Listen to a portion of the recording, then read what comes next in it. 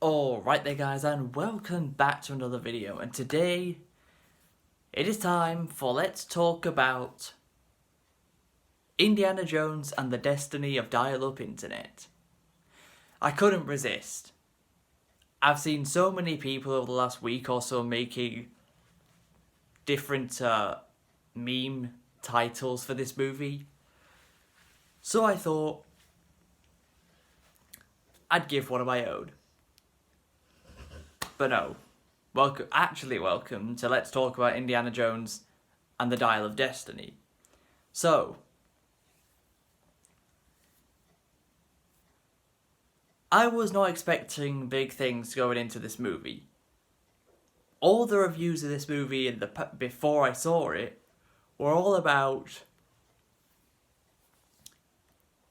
it being like the worst crime known to cinema.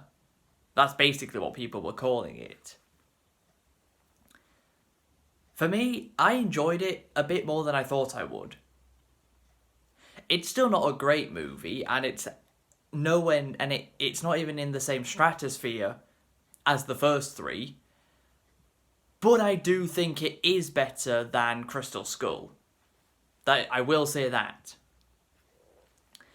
So let's get into it. The movie begins with the best part of the whole movie, by far. This movie's beginning is its absolute strongest point. The movie starts at the end of World War II, where Indy has been captured by the Nazis, and he is looking for this thing called the Lance of Longius, which is a blade, which is the exact blade that drew the blood of Christ when he was on the cross. Unfortunately for Indy, as usual, somebody else is looking for it. And this time,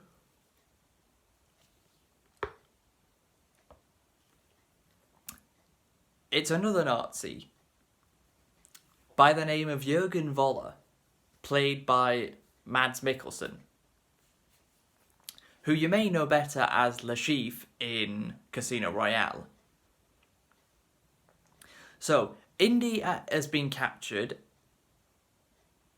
by them, and he's also accompanied by his friend, Basil Shaw, who is in a different area, but has also been captured. So this is the part of the war where Hitler went into hiding because he knew he was losing. And the German forces have been pushed back. Indy, of course, escapes, as he always does, looks for Basil, finds him.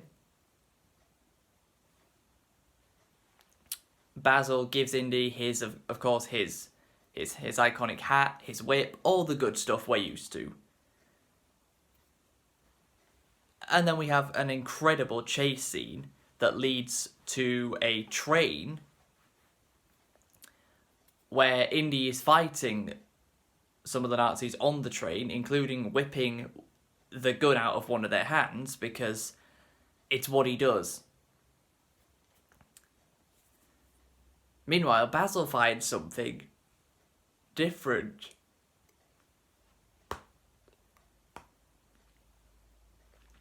He finds this half of something known as the Dial of Antikythera, which according to Archimedes in the year 213 BC, has the power to control and manipulate your way through time. But it's only half of it. And the de-aging of Harrison Ford in the opening of the movie actually looks really, really good. It looks like classic Indy, and it feels like classic Indy. Honestly, this opening for the movie is better than the entirety of the Crystal Skull. It just is.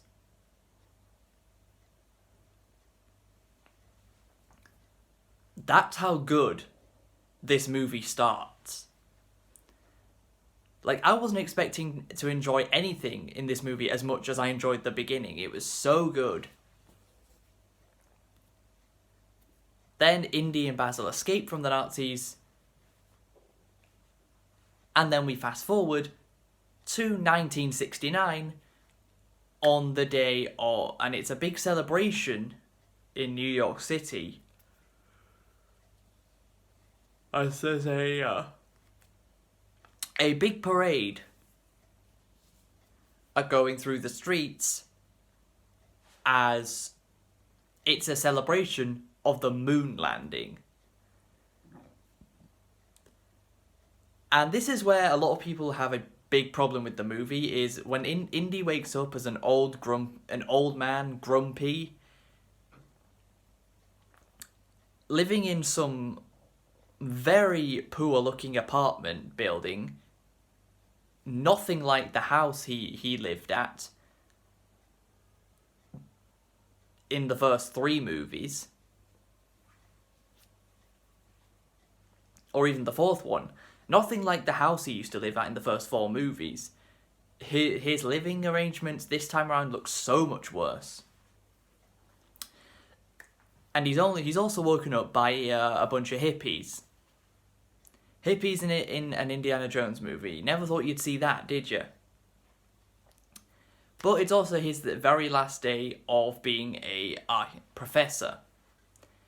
He's changed colleges since the 4th movie, because he definitely works somewhere different, because the room he gives his lectures in is a lot bigger than the one he used to do in the first 4 movies.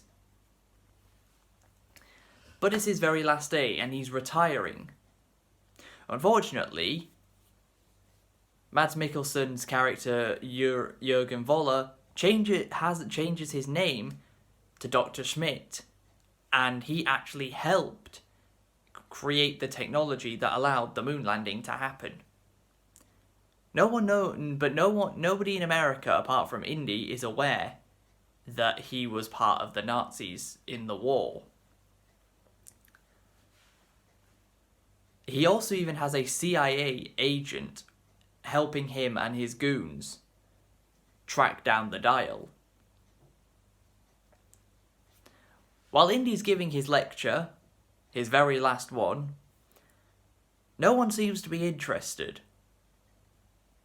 Very different from what we saw when he was giving his lecture in the Raiders of the Lost Ark. And Indy happens to be giving a lecture about the Siege of Hercules, I think it's called, in 213 BC, which Archimedes was in. And this girl happens to be at the very top of the room, happens to know everything that Indy's talking about, and she has all the answers. This character is, of course, Helena Shaw, the daughter of Basil from the beginning of the movie, played by Phoebe Waller-Bridge. And she is what most people consider the worst part of this movie by a landslide. I didn't think she was the worst thing known to existence, but she is insufferable at different points. I don't think she's insufferable all the time, but most of the time. Whereas everyone else probably thinks she's insufferable all the time. And I watched some reviews of this movie beforehand, so I could garner a better opinion of what other people think of this movie for this video. The biggest problem people have is Helena Shaw is just another Rey from Star Wars. She's stronger than Indy, she's faster than Indy, she's smarter than Indy, she beats him in every single argument. You see where I'm going with this. But she's a lot worse than Rey. If you had to pick who would you rather watch, Rey or Helena, I'm picking Rey every single time. And speaking of Rey, Daisy Ridley said that she really enjoyed this movie. Gee, I wonder why.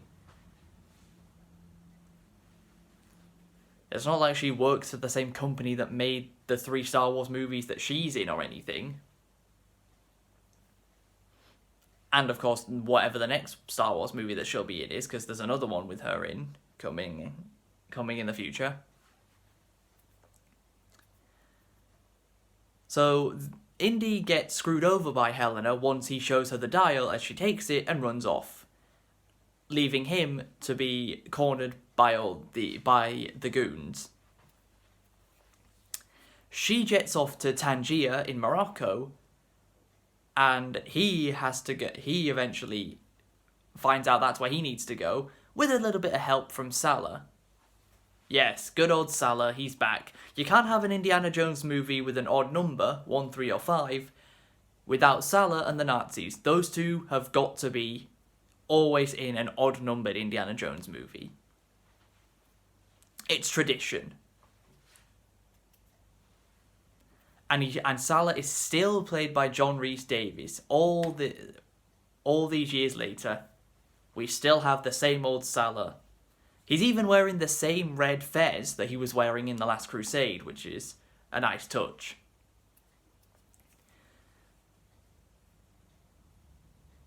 So we find out that Helena actually remembered all the notes and markings and things that her dad wrote down over the years, which is why she knows just as much about all of this stuff as what Indy does, despite he's a lot older.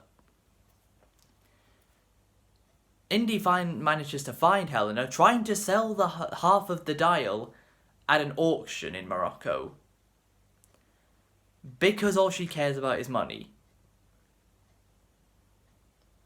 She also makes this really stupid line where Indy says, "You stole that from me."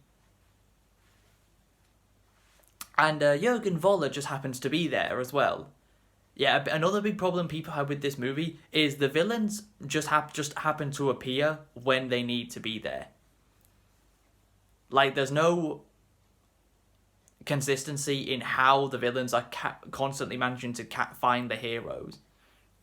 Like, how did the villains know that Indy and Helena would be in Morocco?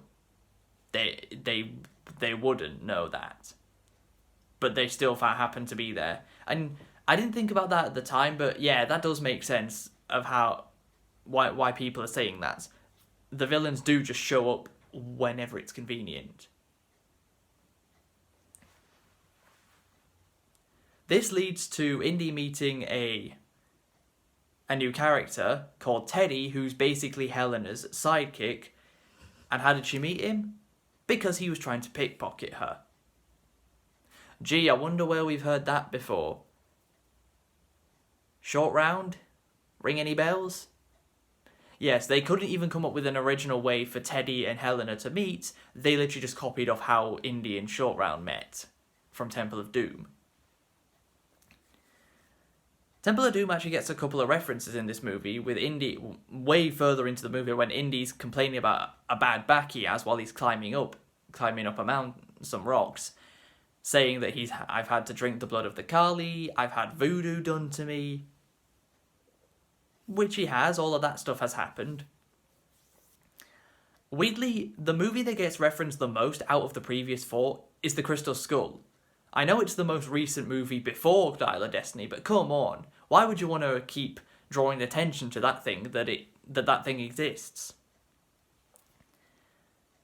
I mean, they tell us that Indy is going through a divorce with Marion because the two of them are grieving too hard over the death of Mutt, Indy's son, of course, from the previous movie, after he died in Vietnam after enlisting in the army. But back to where we were, Indy and Helena escape the pursuit from Voller's goons in tuk-tuks in a chase scene that probably went on a little bit too long. Next place they go is they head to Greece, because they look for this tablet that will tell them where they need to go in order to find the other half of the dial. And this is where we get to see Antonio Banderas again. Uncharted and Indiana Jones are quite similar. the Uncharted games are loosely designed based on Indiana Jones. So it's funny how Antonio Banderas is in the Uncharted movie and the final Indiana Jones movie. Although he gets killed just in both movies he gets killed, as he gets killed again here, as after Indy and Helena find what they were looking for underwater, the villains show up again, because of course they do. Why wouldn't they show up again? Helena is very arrogant and basically is playing all of this off as a joke, even though one of Indy's good friends just got killed. She doesn't seem to care. Like, she's all about herself. She puts herself ahead of everyone else. That's one of the another annoying things about her. And they find out that the place they have to go next is Sicily, in good old Italia. The place the part of Italy the Mafia are from, so that's not promising, is it? So then they end up in those mountains I was just talking about, and they basically hear themselves echoing, and the way they find out where they need to go exactly, after Indy burns the tablet, because there was a circular disc inside of the tablet with a moon crest on it, which is what helped them find where they had to go. When they're looking for the entrance to the tomb of Archimedes, that's because he was the one that created the dial, so that's why they go looking for it. The way they look for it is they start going ba ba ba ba. No, really, both of them start doing that to echo. I thought that was so cringe. It's like, that's not something classic Indy would ever have done. That is so stupid. They find out where they need to go, and they find the tomb of Archimedes, and they find the second half of the dial. But they also find what looks to be a wristwatch. Even though those things wouldn't be invented for nearly another 2,000 years.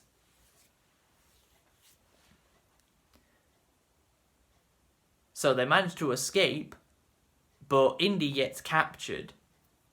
Yeah, Helena and Teddy escape, but Indy gets captured by Voller and his goons, and Indy even gets shot. That was pretty unexpected. Apparently that's the 9th time Indy's been shot. I mean, he got shot in Raiders of the Lost Ark, in the arm. Temple of Doom, I can't think of any time he got shot. Last Crusade, I can't think of any time he got shot in there. Kingdom of the Crystal Skull, he didn't get shot in that movie either. He gets shot at the beginning of Dial of Destiny by Basil, his friend, and then he gets shot again. Across the 5 movies, I can only count 3 times he's been shot. I'm not sure where the other 6 happened, but apparently they have. So Voller and his goons take Indy in a plane, and Helena asks Teddy, can he fly a military warplane? And he's like, I've never flown one before. She's like, you've never flown any plane before. And he just suddenly knows how. He's just suddenly able to fly. He's a kid, and yet he's able to fly a military plane. Makes no sense. Shorty being able to drive a car in the Temple of Doom, alright, it's not the most realistic thing ever, but it kind of makes sense because he had those boxes strapped to his feet, so he could reach the pedals. That kind of makes sense. This just does not at all. And Helena chases them on a bike and jumps onto the wheel as the wheel goes into the plane.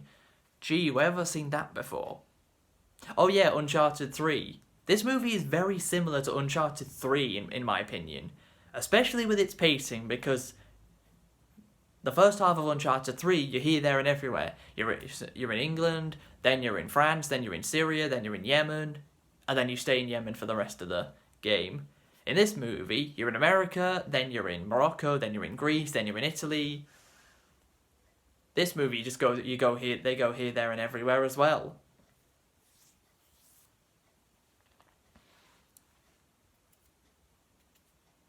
So Helena makes it into the plane and is trying to get to Indy, whilst Indy tells Voller that he's made the wrong coordinates. The reason why Voller even wants the dial in the first place is to go back in time to August 20th, 1939, the very date World War II started and the date Germany invaded Poland. And Indy says, who is it to kill? Churchill, the UK Prime Minister at the time, or Eisenhower, the American President at the time? And Voller says no, he actually wants to kill Hitler. He wants to kill Hitler and replace him as the Führer of Germany. Because he believes if he was in charge of Germany, they would have won World War II. As he says, the first time we see him in America, when he's changed his name to Dr. Schmidt, he says to this guy who served in World War II, he tells him, you didn't win the war, Hitler lost it. I mean, you can say it any way you want. England and America did win the war, and Germany did lose it. But his coordinates are wrong. Indy keeps telling him this, but they're just not listening. So they go through the portal that takes them back in time, and they don't end up at August 20th, 1939 like they wanted to. Instead, they end up in 213 BC in the Siege of Hercules. Roman times. 2,000 years ago. That's how far back they've gone. Indy and Helena jump out of the plane and use a parachute, and the plane crashes, killing all Voller and his goons. Because have you ever noticed, Indy doesn't actually kill the main villain of the movie in the end. In Raiders, the Ark killed Belloc. In Temple of Doom, the heat of the stones killed Molaram. Last Crusade, Donovan Elsa choosing the wrong cup for Donovan got him killed. And Crystal Skull, the aliens kill the main villain of that movie. And no different here. Voller gets killed by the plane crashing and exploding. And Indy and Helena actually end up meeting Archimedes, the creator of the dial. Indy wants to just stay in 213 BC and die there. But Helena's not letting that happen, as she knocks him out and they go back to 1969. But Archimedes, seeing the completed dial, is the reason he was able to make the dial in the first place. Seeing a completed one is what helped him create it in the first place. And then we're back in 1969. Indy wakes up with bandages around him after being shot, and Marion walks in, which is a bit strange. Yes, Karen Allen makes a very small cameo right at the end, and her and Indy reenact the "Where Doesn't It Hurt" scene from Raiders of the Lost Ark. While Salah, Helena, and the kids go for ice cream. And that's how the movie ends, with Indy's hat hung up on the washing line just outside their window. So, overall, this movie wasn't bad. It's not the crime against cinema, in my opinion, to what everyone else thinks it is. It's still not great. Like, if the first 20 minutes of the movie If that's how the movie, if the movie was like that the entire time, it'd have been a great movie. It would have been felt like classic indie all over again, but made in the modern day. But no, we only got about 20 minutes or so of that fantastic opening, which was the peak of the movie. I give Indiana Jones and the Dial of Destiny a 6.3 out of 10. Slightly above average, but not great. As I said at the beginning, not even close to the first three. But that's going to be it for this video. I hope you guys have enjoyed. If you have, please be sure to leave a like, subscribe if you're new. If you've seen this movie, tell me what you think. Did you like it? Did you not like it? Is it a crime against cinema, like so many people have said? Let me know. And until next time, catch you later.